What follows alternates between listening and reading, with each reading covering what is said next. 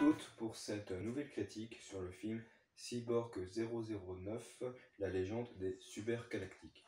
Alors avant toute chose, pour ceux qui ne connaîtraient pas Cyborg 009, alors c'est un manga qui se base sur des cyborgs et en fait ça raconte l'histoire de 9 personnages, 9 êtres humains pardon, qui seront enlevés par une entreprise qui s'appelle Black Ghost, qui veulent créer des cyborgs pour faire face à une nouvelle guerre qui pourrait peser sur le monde et du coup ils veulent créer une armée. Et suite à ça, le professeur Jimor, qui a conçu les cyborgs, va s'échapper de cette entreprise. Il va, avec les cyborgs, s'enfuir et créer une entreprise qui s'appelle à la base Professeur Jimor Foundation, un truc du style.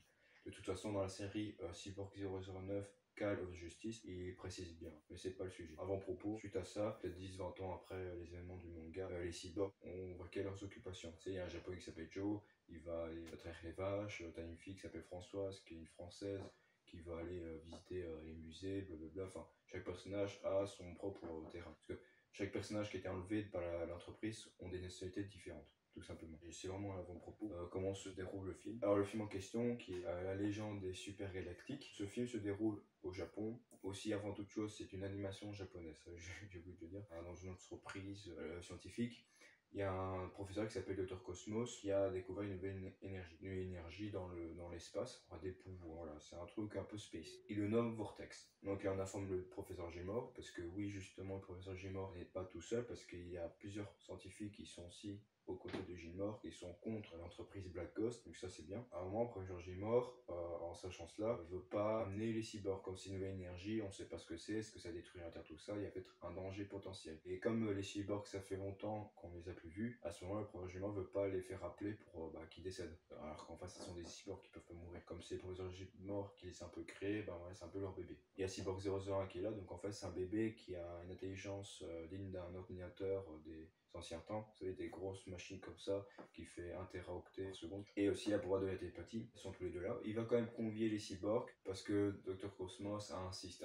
Et suite à cela, les cyborgs qui débarquent, comme ça fait longtemps qu'ils sont plus croisés, ils se retrouvent et le professeur Gmor explique la chose. Il y a un nouveau personnage qui va arriver, qui est un extraterrestre, qui va débarquer sur la planète Terre. Ils vont faire connaissance au cyborg. L'extraterrestre va expliquer qu'il y a un méchant dans l'espace qui s'appelle Zoa, s'emparer justement de ce vortex. Et comme bien sûr c'est un méchant, il veut faire le mal, s'emparer ça de façon méchamment. Les cyborgs, en sachant cela, faire face à ce nouveau méchant. Et professionnellement, ne veut pas, parce que voilà, c'est encore une mission suicidaire. Avant de continuer le scénario, chacun revient aux occupations. Il y a un cyborg 03 qui va revenir avec 05 près de la plage et ils vont discuter. Aussi, ça, ce qui est bien avec le charme du film, c'est qu'ils vont résumer aussi l'histoire pour ceux qui ne connaissent pas Cyborg 009. Et ça j'avoue que c'est bien. Et après, bam, patatras. Le problème, c'est que les cyborgs reviennent. Dr Cosmos et Cyborg 001 ont été capturés. L'extraterrestre, que j'ai oublié son nom, avec les cyborgs, essayer de combattre le méchant qui s'appelle Zoa et faire face aussi à leur armée. Empêcher l'empereur Zora de s'accaparer du vortex. Voilà un petit résumé du film, sympa,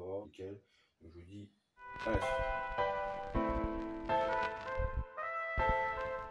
Yo, on se retrouve encore à la partie un peu plus spoil, comme justement je considère que vous avez vu le film, ou que vous en fichez, ou que justement vous voulez voir juste un avis. Vous voyez le film avant, il y aura des tentatives de spoil. Si vous voulez pas gâcher le plaisir du film, regardez pas cette vidéo. Dans le film Cyborg 009, la légende des super galactiques, quand on parle de notion de légende, comme on revient 10-20 ans après le manga, la notion de légende se traduit là-dessus, c'est des mythes. Les cyborgs étaient vus comme des héros. On retrouve ce côté mystique des anciens héros, le devant de la scène. Et puis super galactique, parce que de notre côté, ce sont aussi des super héros. Et ils vont dans l'espace, donc du coup, super galactique. Voilà.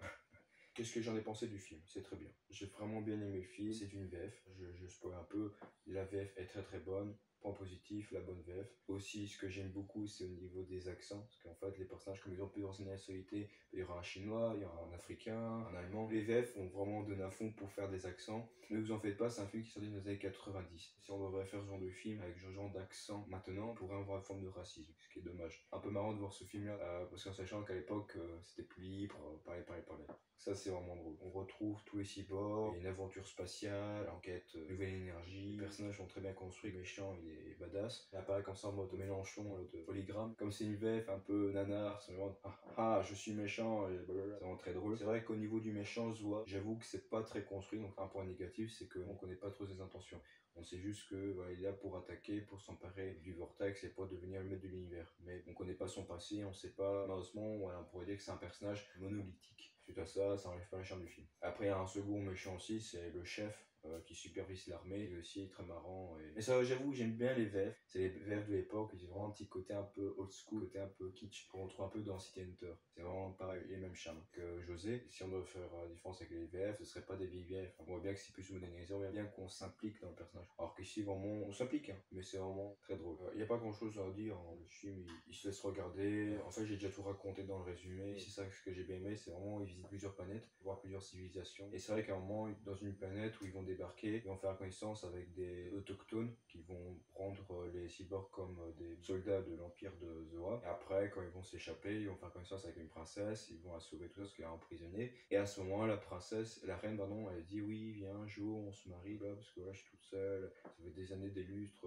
que la planète meurt. Au niveau point positif et point négatif, c'est vrai qu'au niveau des relations amoureuses dans ce genre de film, et même je dirais dans les anciens films, je trouve un peu dans le côté de José, parce que c'est vrai que j'ai pas précisé, un peu côté un peu nanar, du genre romancé. Oui, mon amant, oui, mon chéri, oui, ne pars pas. Qu'est-ce que je ferais sans toi? Je ne mourrai, je ne peux pas mourir, tu ne peux pas mourir, je mourrai. Qu'est-ce que je ferais sans toi? Blablabla. Et tu vois ça avec Jo et Françoise parce qu'on est en couple. Côté un peu plus belle la vie, ou c'est vrai que c'est marrant, mais on passe au-dessus. Mais c'est vrai que là-dessus, il y a beaucoup d'ennemis anciens temps qui font ça, que dès qu'ils incrustent un nouveau personnage, directement il y a déjà un vrai lien qui se crée. Bon, après c'est un film, et malheureusement, bah, spoil, elle crève, et la façon dont elle meurt, bah, c'est quand même très, donc t'as la petite larme à l'œil. Très bon point positif pour cette VF, c'est quand il y a des émotions fortes, on le sent, on l'exprime. C'est vrai que moi je suis plus VO, avec cette VF là, on ressent la même émotion.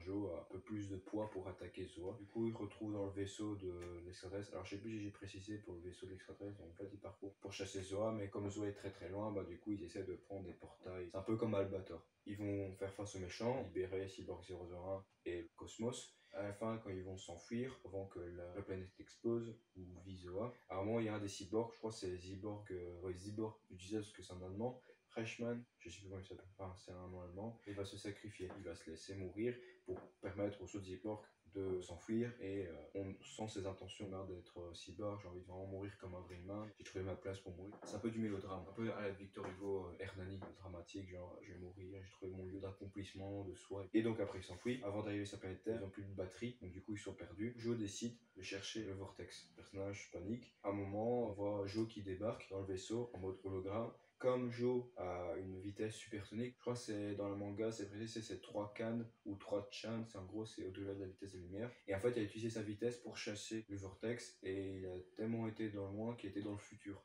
Et il est revenu dans le présent. Ils arrivent sur l'île où il y avait l'entreprise scientifique, et à un moment, ils ont déposé la tombe de Reichmann, je sais pas comment il s'appelle, avec le petit drap, parce qu'en fait, les cyborgs, ils ont des tenues et ils ont une cape jaune.